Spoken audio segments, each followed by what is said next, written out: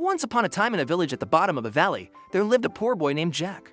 Jack's mother was ill, and the only thing that could save her was a magic bean. But where could a poor boy like Jack get his hands on a magic bean? Magic beans weren't sold at the market. Well, they were, but only to the richest people in the kingdom. And Jack's mother was too sick to wait while he walked to the next village and begged for one. So Jack did something crazy.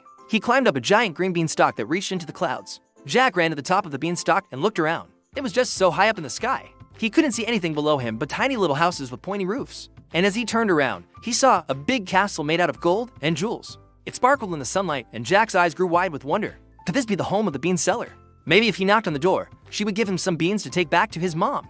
But who was he kidding? A castle like this had to belong to a giant. And if Jack was going to ask a giant for something, he'd have to do it from somewhere very, very high up. So Jack started to climb down the beanstalk. When he got to a spot about halfway down, he found something even better than beans. There was a small cottage made out of sugar cubes. The roof was made out of gumdrops and licorice.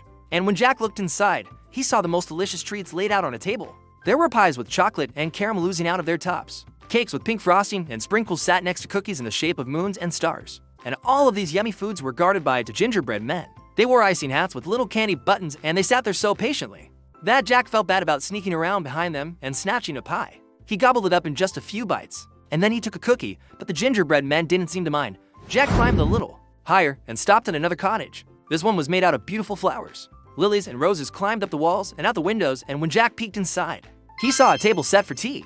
There were plates piled high with fluffy pancakes and bowls filled with strawberry ice cream. And sitting at the table were for little girls who were skipping rope. They were humming a tune that sounded like tinkling bells, and they didn't seem to notice Jack hiding outside the window.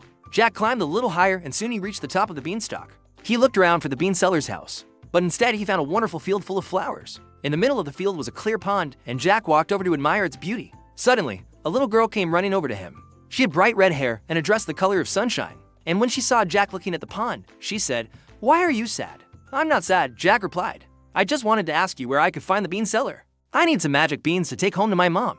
The girl smiled. "You don't need a bean seller when you can pick your own beans right here in the Cloud Kingdom." And with that, she led Jack to a patch of sky-colored beans. They grew in long rows and shimmered like stars. Jack picked a handful of beans and thanked the little girl.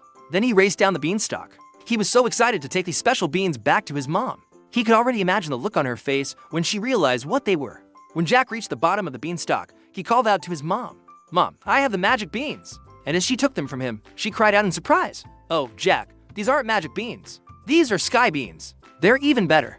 With these, we can leave this dreary valley and move to the Cloud Kingdom. Just think of all the adventures we'll have there. We won't even need a beanstalk anymore because we'll be able to fly." "Oh, Jack, we're going to be so happy." And that's exactly what happened. Jack and his mom left the valley and moved to the Cloud Kingdom, and they lived there happily ever after.